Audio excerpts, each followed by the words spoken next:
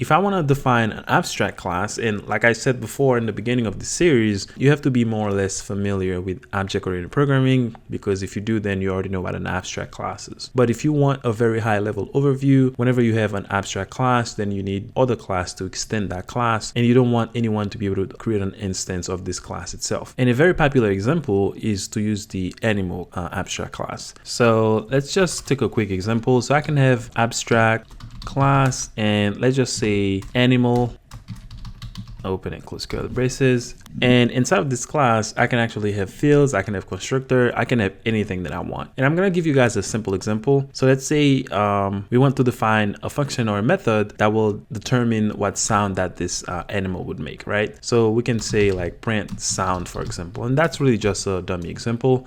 And it's gonna take a sound that's gonna be that should be a number. And since this is an abstract class, we're just gonna put the blueprint of this. We're gonna say it's gonna return void. So it's not gonna return anything, it's only gonna print the sound, right? Because it's printing something. And then here we also have to add the abstract in front of that as well. So for example, if I go down there and I say class, and then I'm gonna say, let's say dog, and then say extend. So we're gonna use the same keyword, so extends, and we're gonna extend the animal class, right? So if I do that, now you can see that I'm getting an error, and we didn't get this error when we extend this class before. When we didn't pass anything else, we just created the instance, and then we have opening and closing curly braces. We didn't get an error, and I can show you that real quick. So if I delete all this and put the closing curly braces, you can see that we don't have any errors because this is not an abstract class. Okay, so I'm gonna undo all that. Now, when we have an abstract class and then we define this method, we just put the description of the method. So we're gonna say, you know, that's the name of the method. It's gonna take a parameter called sound, and it's gonna be a string, and it's not gonna return anything. Then I am forced or obligated to implement this method, as you can see here. So I can do a quick fix, implement, and now that I'm implementing this print sound method, then now the error is gone. So if you want to force any class that extends your class to implement certain methods, then you can use an abstract class and then define the blueprint of your methods so that any class like the dog class here that extends the animal class, then they're obligated or they're forced to give their own implementation of the print sound. So what I can do here is to just say console.log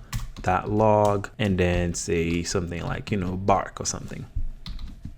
And we can also have properties inside of the abstract class as well, and we can define a constructor. So for example, I can say constructor, and let's say we're gonna take a name, so we're gonna say private name, and that's gonna be a string, right? So every dog is gonna have, or every animal is gonna have a name, right? And then here, let's say I want to create an instance of this dog. We can't create an instance of the abstract class, by the way, and I'm gonna show you an example.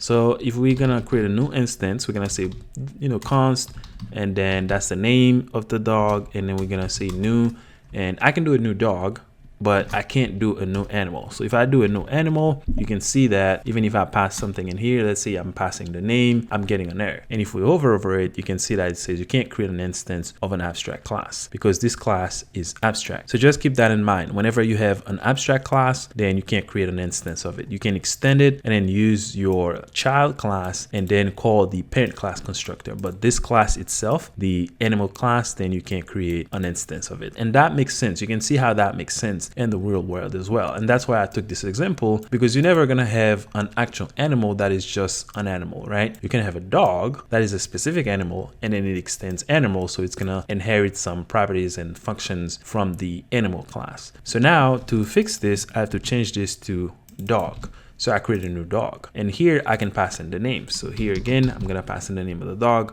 which is Blackie. And we can also have properties. So if I come down here and then I can say, you know, console.log and go ahead and run that, you can see that I have the dog and then the name is Blackie. And I can also call the method. So I can come here, say Blackie.print sound. Well, we're actually supposed to be using this sound. So let's pass this in here. Let's make this a template literal so that we can pass in the string. So I'm gonna say $, open and close curly braces, and then I'm gonna pass in the sound and then ... So then I can say print sound and then pass in the sound of the animal. And I'm gonna say barking and then run it again. You can see that barking because it's a dog and then the name of the dog. So you usually use abstract class when you want to force other classes to implement certain methods or to have certain properties that they have to implement whenever they extend your parent class, as you can see that I'm doing here. And usually when you have a parent class like this, which is abstract, it usually represents some very vague entity that you can use to create a concrete entity or a concrete object of something. In this case, you can see that this animal is a very, very good example, and also a very popular example, because you're never going to have an actual animal that is just an animal. It's going to be a specific animal, either a cat or a dog or a tiger or a snake or something like that. So you're never going to have an animal that is an animal. So that's why you create this as an abstract class. You can never have an instance of a class that is abstract, but you can also extend that class and then create an actual animal. In this case, we're creating a dog, the same way we could create a cat or a snake or a horse or something like that, which is a specific animal. So always remember, if you don't want to enforce the child classes to implement any functions or anything like that, then you would create a simple class, and then you can have any other class extend that class like I'm doing here. You can see that this is a normal class, and you can see that I'm doing this in this example. So I have the person class, and then I have the US citizen, which is extending the person class. I can override, or I don't have to override any methods that is in this class. But whenever we define it as abstract, then we put the blueprint of the methods. Then any other classes that extend this abstract class, then they're forced to define or implement the methods that you put in there as the blueprint. So that is the main difference to keep in mind. And of course, it will be up to you to decide if you want to use an abstract class or just a regular class. So it's going to come down to your implementation, what you're trying to accomplish, what you're trying to do. But that's the main difference between a regular class and an abstract class. And I hope that makes sense. And at this point, we've covered a lot in classes. There is a lot more to cover. There's like singleton pattern, private constructor. So there's a lot more to classes, and really this is just a very basic introduction to classes in TypeScript. And I hope all of this makes sense. And if it doesn't, please go ahead and reach out to me. I'll be glad to help you. And in the next section, I'm going to start talking about interfaces and then go from there. So I'll see you guys in the next one.